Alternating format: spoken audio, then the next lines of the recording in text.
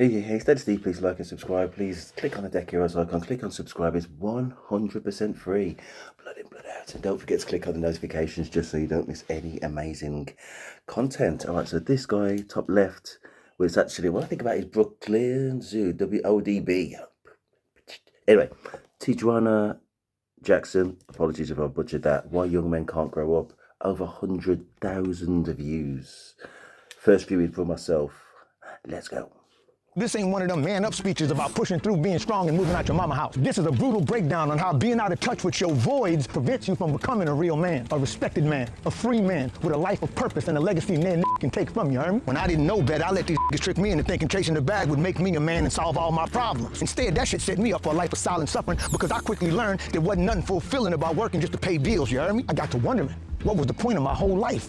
What is my purpose on this planet? And eventually I just stopped giving a f. I was just out there drifting, watching porn on Reddit, playing video games, drinking, smoking, chasing pussy, punching in, punching out, and growing more insecure as my social life took a nosedive. I went from dating women I met at the cookout to smashing women I met online to getting high with women I met behind a dumpster. Took a good minute, but I finally figured out that buying things and paying my bills would never fill my deepest voids. Now you might be thinking, what voids, nigga? You finna get a silver play button. And that's most of y'all's problem. I don't care if you're 20, 30, 40, 50, 60. If you cannot identify the root of your voids, you cannot mature into manhood, and you're probably a man-child. So what is manhood?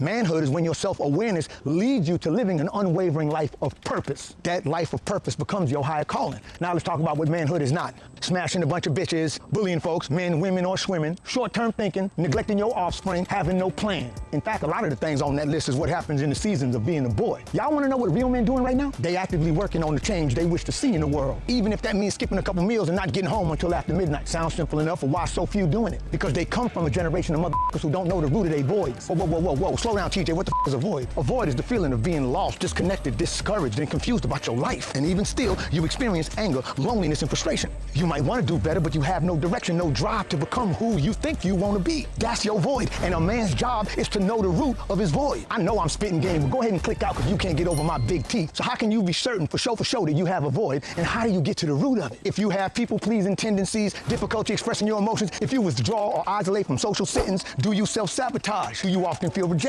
Do you frequently experience self-doubt or what they call imposter syndrome? I'm sorry to tell you, but that all stems from our deepest void. Hey man, pulling punches. There's a bunch of grown-ass children having children repeating cycles they ain't even aware of. That's because these people never matured into adults. They never matured into manhood because they was oblivious to their voids. And where do voids come from? In 99% of cases, your voids were formed in your early childhood, sometimes further back than you can remember. I'm one of them dudes with a messy upbringing. My parents shouldn't have had no kids, and them ain't my words. My mama say that to this day. So you know what me and my sister childhood was like. Only thing sober in our house was the noodles, and ain't nobody know how to cook them. So most of the time, me and my sister starved, you heard me? That type of neglect chipped away at my self-image and made me resentful as I so badly wanted to prove that I was worth everything that my parents never gave me, just trying to convince myself that I was worthy of unconditional love. But it was too late. The programming had already baked in like indica edibles. Deep down inside, I believed I wasn't enough. No matter how confident I pretended to be, my internal voice spoke to me just like my mama did. And my confidence abandoned me the same way my daddy did. That's where my void stemmed from. But coming to terms with these facts is how I became a man. One of the advantages of being a 55-year-old YouTuber is I have experiences. I didn't just come out of college with some ideas. No, I came out the gutter with an identity, you heard me? In just about every private coaching session I do, it's surprising how many millennial and Gen X men are oblivious to their emotional void. They have no understanding of how their family dysfunction set them up for a life of failure. It don't matter how rich or poor they is. These is usually the most unfulfilled, unhappy with the most drama in their life. But here are the 8 steps I use to help these grown children grow into grown men. 1, I help them discover the most toxic and painful experiences of their childhood. 2, I help them understand the emotional limitations of their parents. 3, I help them understand that the anger and sadness they often feel stem from the injustices they survived through childhood. 4, I help them accept and forgive their parents for their emotional shortcomings. 5, I show them how the dysfunction of their childhood results in emotional triggers in their adult lives, f***ing up their potential in love and life. 6, I teach them how to identify their triggers before they get to acting like niggas. 7, I guide them on the path of mastering their voice so they can use this deeper understanding constructively to nurture themselves in ways they wasn't nurtured as children. And by the time we get to number 8, and now would be a good time to hit the like button. I simply ask them, now that you have a deeper understanding of how your family dysfunction and upbringing affected you emotionally, causing you to repeat toxic cycles throughout your life, how would you feel about helping young men from similar backgrounds avoid making the same mistakes? And the answer is almost always the same. Damn, TJ, I think I just found my life purpose. And that's how you build legacy, you heard me? That's where your drive and your confidence and belief in yourself stems from, is getting these voids out of the way. And it's not like you're gonna hit some destination and then these voids are suddenly gone. Nah, dog, they with you for life. But now you get to manage your voids instead of letting your voids manage you. There's a lot of angry, lonely gurus out there trying to mentor folks, but they are not on the path of mastering their void. And when you are unable to master your voids, you lack self-control, and as a result, you try to control everybody else. There's a great quote from the book E-Myth, and the quote was, people try to change the world so they don't have to change themselves. That shit hit different. That's why you see a lot of gurus out there trying to get you to think like them, to enable their flawed thinking. Nothing I'm talking about is theory. My passion and my compassion stem from 55 years of my own mistakes and my own victories. A lot of energy, a lot of thoughts. Yeah, just think about these 8 steps. It's kind of, I've got a degree in psychology and a master's degree in economics. So just think about those 8 steps, very kind of psychologically driven, going into childhood trauma and things like that. So that's very interesting. Yeah, he made a lot of very, very good points. I think in summary, what he's talking about is a directionless life where you're just chasing short-term pointless things like just racking up women and short-term plans, as I said, or having no plan at all. A little bit about kind of retreating into isolation and just being a people pleaser and self-sabotage in different ways. I mean, that is just an open bag. I can go in a million different ways.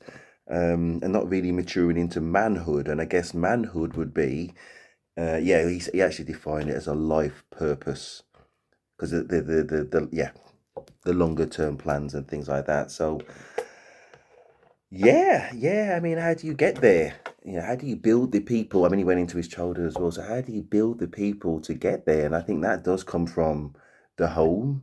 You know what I mean? So kids ain't gonna necessarily work it out for themselves. I guess if they haven't got that, I think the 10th best option is to try and get it by looking at anybody's channel, including my own, but you got to get it from somewhere. So that would be by that, or kind of elders within their family is the ideal, but depends how close those bonds are likely to be.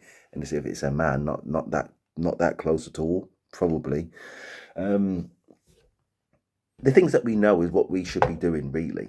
And there's no excuses for it. So you got to dedicate yourself in school, usually, just so you got the foundations to have a positive future. Concentrate in your 20s on getting those foundations, say building up your career, building up your education, building up your work experience, and dedicating yourself to that and making a success of it, going through the levels, going up the ladder, basically. So when you come to your mid-late 20s, hopefully in the early end, or probably into your 30s, then you're very settled in yourself. Hopefully you're not living at home and you're financially ticking over and on top of your debts, and no debt at all, preferably, and you've invested in self to expand your culture and social circle, and you say you're ready to take on future wife, future commitments. You know what I mean? Because when you're kind of working out your path yourself, how can you take on anybody else in terms of, you're meant to be a provider to whatever family's coming up. And I say today's dating is heavily leans on the man financially, and how are you going to do that if you're in your 20s? And if you're spending that kind of little pot of money you've got in your 20s on some bullshit dinner date or some bullshit little shiny trinkets, as I say, for somebody else who's a stranger, usually, that you've only just got to know, or that you do know but only with you, or a big portion of why they're with you is so you can kind of treat them to these kind of, say, expensive dinners and things, and if you didn't, gone. You know what I mean? So that's how worthy that investment is. Yeah, and so I can't really summarize everything into just one video. And I say this is literally a first view, and I don't want it to be a crazy long video. If you want to see the more kind of macro perspective on this type of topic, I've got other videos myself with deep dives of my experience. I think he said he's in his 50s, I'm in my 40s, basically. So we've both got a lot of life experience.